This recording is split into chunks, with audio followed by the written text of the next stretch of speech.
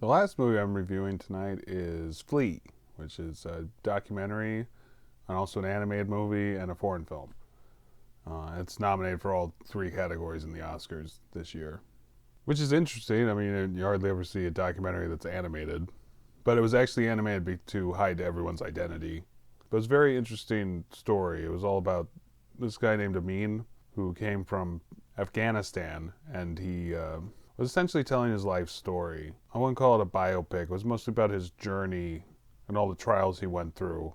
Being a gay boy in Afghanistan and what him and his family all had to do in order to get out of there. Some pretty terrible stuff, and they kept having to get human traffickers to hire human traffickers to take them out of the country, and just most of them are horrible because they're actual human traffickers, not just people trying to rescue people.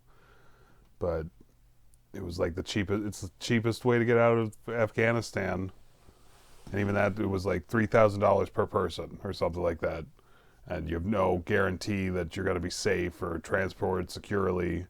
Really shows just how horrible life is in certain parts of the world, I guess, and just how trying it can be just because you're born gay in the wrong parts of the world where that's not accepted, or whatever, just because of prejudice of any type, and how horrible the living conditions can be. It's like things are so messed up in Afghanistan and other parts of the world right now. It's like we don't even want to look at it, but this just shines a light on it just by showing this one person's story. And even though it takes a lot for this guy to open up about every aspect of his life, at least this part of his life, it becomes something that's very interesting and very fascinating in its own way. And the animation style helps, I think, to kind of make this story, I guess, a bit easier to consume, because it is some pretty terrible stuff. And actually, I'm kind of a little surprised because this story could have been just a movie going for the documentary route, but then animating everything anyway. It seems almost like a missed opportunity, maybe. It could have been an animated film that just tells this guy's story. I mean, that's what it was, but could have been an actual movie, fictionalized in its own way, even if it's all true, But I'm glad that they made this as a documentary either way, even it's just because there's never a documentary that's animated, hardly ever. It's kind of a trying movie, just in that it's very bleak throughout the whole thing. I mean, it doesn't end terribly, but it's still it takes a very long time to get to a point where it's where you feel like these characters or the people in this story are safe, because just every part of this journey is almost worse than the last sometimes, and how corrupt everything is all around the world, just really demonstrated in this movie. And because they do go all over the world, at least all over northern, just all over Europe and Asia. I don't know about northern, all trying to get to Switzerland, I think, or maybe it was Sweden. I don't remember. All in the hopes of getting a better life. Your home life becomes so terrible because of outside influences and corrupt government, and you can't do anything but flee.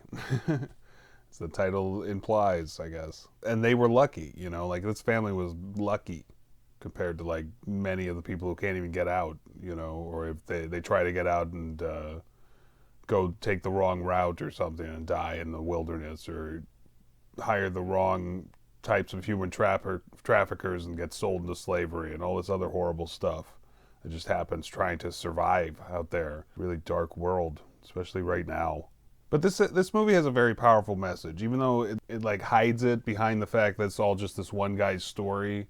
It's still because it's that guy's story almost, it shows just how much we could improve, just how corrupt this world is and where improvements could be seen and where the world could do to be better, I guess. So it was a very powerful documentary, and one that's made in a very unique way and does a lot of things to show this person's story. But it shows this person's story in a very interesting way. And it's also very pertinent for today, I think. I mean, I wouldn't call it a masterpiece in documentary filmmaking, but I would say it's a very powerful piece of film.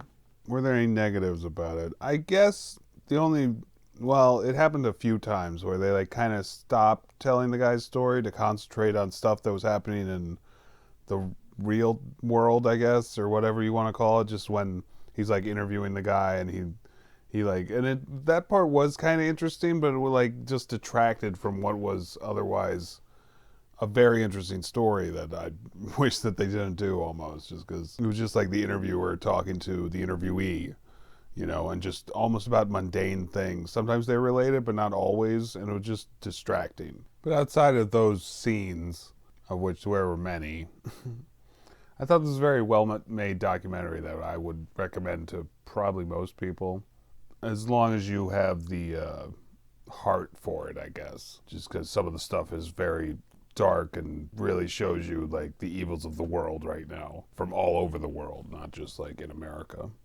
Well, none of it takes place in America at all. So, but those scenes were pretty distracting, and there were many of them. So I think I'm gonna have to say this would have gotten a 10 out of 10 otherwise.